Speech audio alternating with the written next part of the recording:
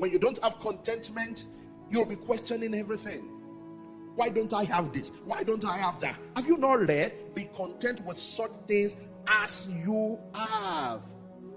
With lack of contentment, you run after today, neglecting tomorrow.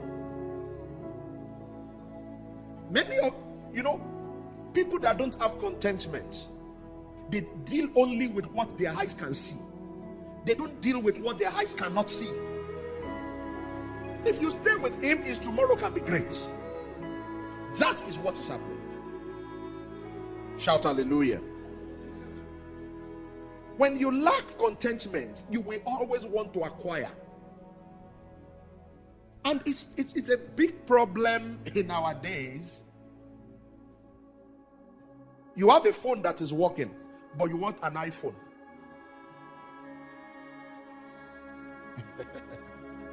I am convinced in my spirit that there are some phones that are bigger than you.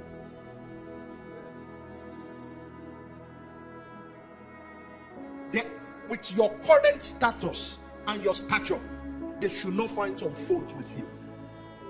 If they dash you, go and sell it. Now, rather than this brother to be praying that God will open the door of his destiny, he's praying for iPhone. Praying for an iPhone. And you see, lack of contentment acts based on competition. It doesn't act based on need. That's why it's greed, it's covetousness. It doesn't mind to wound another person. It doesn't mind to bring another person down.